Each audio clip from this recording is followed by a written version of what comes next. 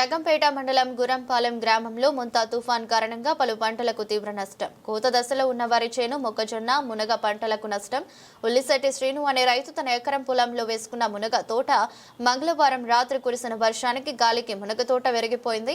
ఎకరానికి 40 నుండి 50 వేల రూపాయల పెట్టుబడి పెట్టామని, ఈ అకాల వర్షం వల్ల చేతికి అంది వస్తున్న పంట నేలపాలైందని వాపోయారు. ప్రభుత్వం తమలాంటి రైతులను ఆదుకోవాలని వేడుకున్నారు.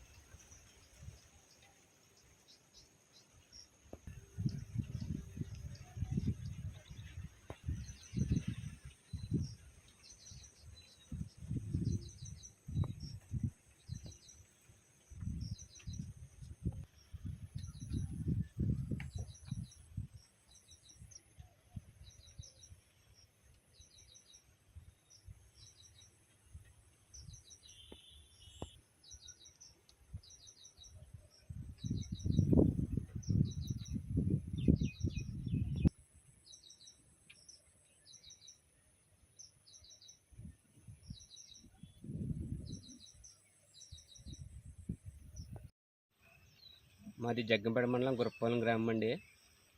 నిన్న కురిసిన వానకి గాలికి విపరీతమైన గాలికి మొలక తోట ఎకరం వేయడం జరిగిందండి. ఎకరం తోటలో సుమారుగా నష్టం ఏర్పడిందండి. ఇందు కారణంగా ప్రభుత్వం వారిని సాయ సహకారం వ్యవసాయమే జీవనాధారంగా జీవిస్తున్నాం మేము. దీని గురించి ప్రభుత్వం సాయ సహకారం అందించాలని కోరుకుంటున్నామండి. రాత్రి వేసిన వానకి గాలికి మొలక తోట శుభ్రం విరిగిపోవడం జరిగిందండి.